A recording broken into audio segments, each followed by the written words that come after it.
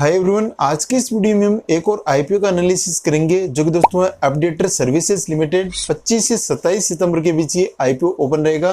तो इस वीडियो में हम दोस्तों इस कंपनी के बिजनेस, फाइनेंशियल्स और वैल्यूएशंस को देखेंगे और उसके बाद इस आईपीओ की डिटेल्स और जीएमपी पर भी बात करेंगे। तो अगर आप इस आईपीओ में इंटरेस्टेड है तो इस वीडियो को अंत तक जरूर देखिए और इस चैनल पर आप नए हैं तो चैनल को सब्सक्राइब जरूर करें। सबसे पहले दोस्तों इस कंपनी के बिजनेस की बात करें तो ये कंपनी इनकॉर्पोरेट हुई थी 1990 में और ये company facility management services and business support services provide करती है, जो कि दोस्तों ब्रॉडली दो सेगमेंट में क्लासिफाइड है। एक यहाँ पर FM and other services segment है और दूसरा यहाँ पर बीएसएस सेगमेंट है। FM and other services segment में ये कंपनी काफी सारी सर्विसेज प्रोवाइड करती है, जैसे कि दोस्तों production support services, soft services, engineering services, washroom and feminine hygiene services. और बीएसएस सेगमेंट में ये company audit and assurance services provide करती है। तो इस प्रकार दोस्तों ब्रॉडली दो सेगमेंट में ये कंपनी सर्विसेज प्रोवाइड करती है। इसके बाद दोस्तों आईपीओ की इंपोर्टेंट डेट्स की बात करें तो यहाँ पर ये आईपीओ 25 से 27 सितंबर के बीच ओपन रहेगा।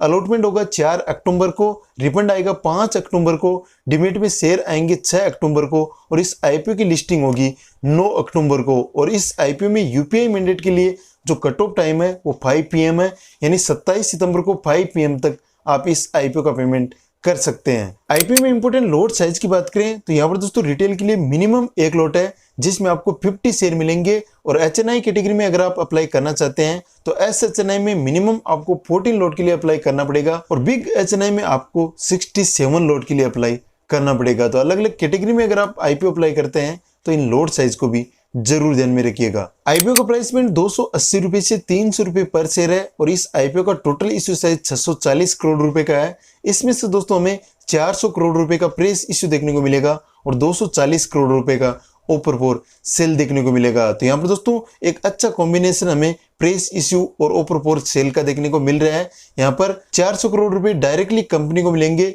जिसको अपनी नीड के हिसाब से यूटिलाइज कर सकती है और 240 करोड़ रुपए डायरेक्टली यहाँ पर प्रमोटर्स को मिलने वाले हैं जो कंपनी के लिए बिल्कुल भी यूजफुल नहीं है। आईपीओ की लिस्टिंग बीएसई और एनएसई पर होगी और इस आईपीओ में रिटेल के लिए 10% का कोटा है और एचएनआई के लिए यहाँ पर 15% का कोटा है। तो यहाँ पर दोस्तों रिटेल के लिए हमें कोटा कम देखने को मिल रहा है। यहाँ पर अलॉटमेंट के चांस काफी टफ होने वाले हैं।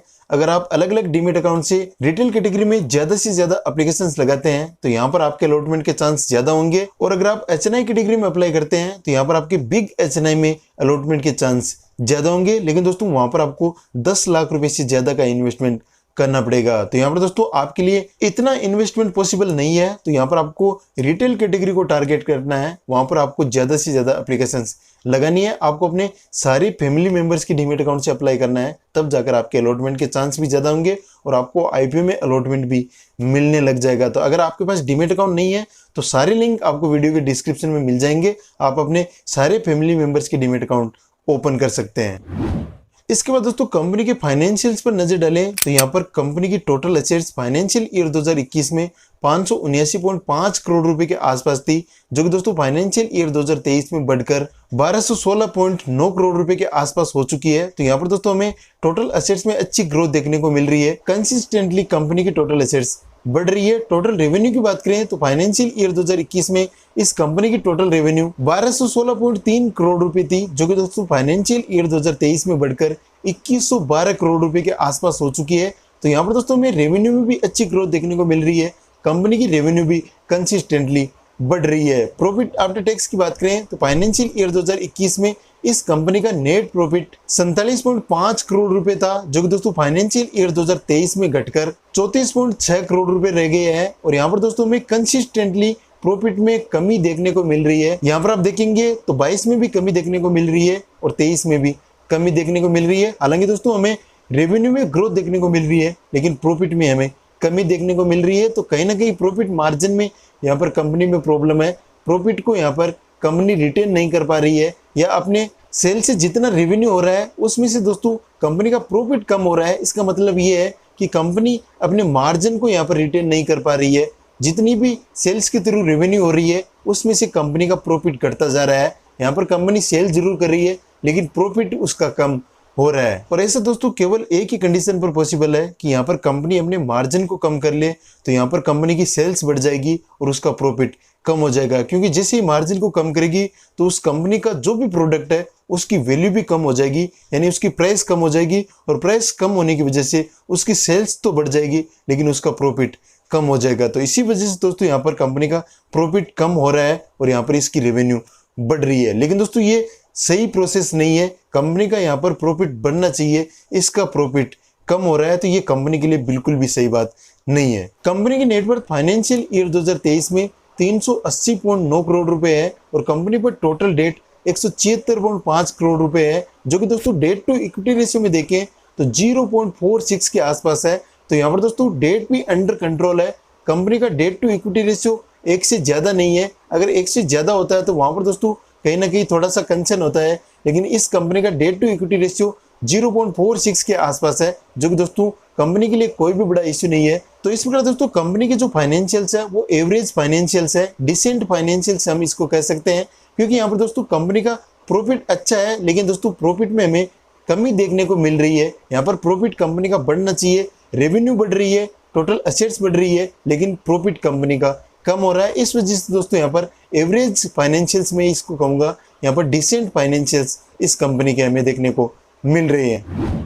इसके बाद दोस्तों कंपनी के वैल्यूएशन पर नजर डालें तो यहाँ पर दोस्तों इस कंपनी का पी 44 के आसपास है, आरओई 9% के आसपास है, आरओसी 14% के आसपास है, ईपीएस 6.77 रुपीज पर शेयर है और रिटर्न ऑन नेटवर्थ भी 9% के आसपास है। तो यहाँ पर दोस्तों हमें ग्रोथ भी उतनी अच्छी देखने को नहीं मिल रही है। अगर किसी कंपनी के आरओई और आरओसी 15% से कम है तो वो कंपनी उतनी अच्छी कंपनी नहीं मानी जाती। अगर कंपनी की ग्रोथ 15% से ऊपर होती है उसको दोस्तों हम एक अच्छी कंपनी मान सकते हैं। लेकिन दोस्तों यहाँ पर हमें आरओई और आरओसी की वैल्यू 15% से कम देखने को मिल रही है। तो यहाँ पर दोस्तों कंपनी की ग्रोथ उतनी अच्छी नहीं है, कंपनी के फाइनेंशियल रेशियो काफी वीक लग रहे हैं। और अगर हम पीयर से कंपेयर करें तो क्वीज ग्रुप लिमिटेड है जो कि दोस्तों 28 के पीई पर लिस्ट है, एसआईएस लिमिटेड है जो कि दोस्तों 19 के पीई पर लिस्ट है, टीमलीज सर्विसेज लिमिटेड है जो कि दोस्तों 41 के पीई पर लिस्ट है। तो यहाँ पर दोस्तों पीयर से भी कंपेयर करें तो भी दोस्तों यहाँ पर हमें देखने को मिल रहा है कि कंपनी हाई वैल्यूएशन पर लिस्ट होने की कोशिश कर रही है। यहाँ पर इसका जो पी है वो 44 के आसपास है और पीयर के कंपैरिजन में ये काफी ज्यादा है। कंपनी की ग्रोथ उतनी अच्छी नहीं है लेकिन वैल्यूएशन हाई रखा है। यहाँ पर प्राइस पॉइंट जो अनाउंस किया है वो काफी हाई लग रहा है। तो यहाँ पर दोस्तों कंपनी का वैल्यूएशन भी उतना अच्छा नहीं है, कंपनी की ग्रोथ उतनी अच्छी नहीं है, लेकिन कंपनी ज्यादा प्राइस मांग रही है। तो यहाँ पर दोस्तों कंपनी का वैल्यूएशन काफी वीक है। इसके बाद दोस्तों आईपीओ लाने के ऑब्जेक्ट्स की बात करें तो यहाँ पर कंपनी ने मेनली 4 आईपीओ लाने के ऑब्जेक्ट्स बताए हैं। इसमें दोस्तों पहला है रीपेमेंट ऑफ सर्टेन बोरोइंग्स, जो कि दोस्तों मेरे हिसाब से बिल्कुल भी अच्छी बात नहीं है। कंपनी को कभी भी इन्वेस्टर्स के पैसे से बोरोइंग्स को रीपे नहीं करना चाहिए, कंपनी को अपने प्रॉफिट के पैसे से अपने लोन्स को रीपे करना चाहिए। दूसरा यहाँ पर है वर्किंग कैपिटल रिक्वायरमेंट्स, तीसरा है इनऑर्गेनिक इनिशिएटिव और चौथा यहाँ पर है जनरल कॉर्पोरेट पर्पज। इसके बाद दोस्तों इस आईपीओ के रजिस्ट्रार की बात करें तो इस आईपीओ का रजिस्ट्रार है Link In Time India Private Limited, जो कि दोस्तों इसका ऑफिशियल रजिस्ट्रार है, जिसकी वेबसाइट पर जाकर आप अपना अलॉटमेंट स्टेटस चेक कर सकते हैं। तो जैसे ही इस आईपीओ का 4 अक्टूबर को अलॉटमेंट होगा तो आप अपना अलॉटमेंट स्टेटस लिंकिन टाइम की वेबसाइट पर जाकर चेक कर सकते हैं। अब हम दोस्तों बात करते हैं कि इस आईपीओ में हमें कितना लिस्टिंग गेन एक्सपेक्ट करना चाहिए, इस आईपीओ की ग्रे मार्केट में डिमांड कैसी है।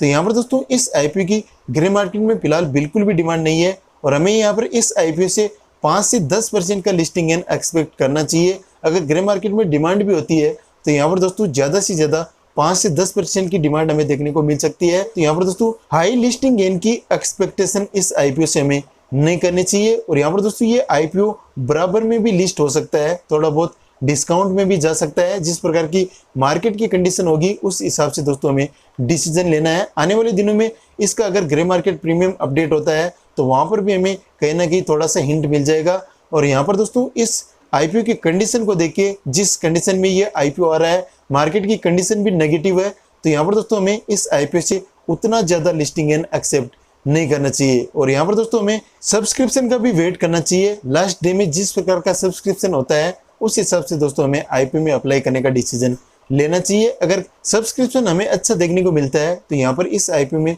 5 से 10% का लिस्टिंग गेन देखने को मिल सकता है। तो इस प्रकार दोस्तों इस वीडियो में इतना ही। अगर आपको वीडियो पसंद आया तो वीडियो को लाइक करें, चैनल पर आप नए हैं तो चैनल को सब्सक्राइब करें, साथ में बेल नोटिफिकेशन को जरूर ऑन करें ताकि जैसे ही कोई वीडियो अपलोड हो तो उसका नोटिफिकेशन आपको देखने को मिल जाए। तो चलिए दोस्तों मिलते हैं आपसे नेक्स्ट वीडियो में, तब तक के लिए जय हिंद, कीप लर्निंग।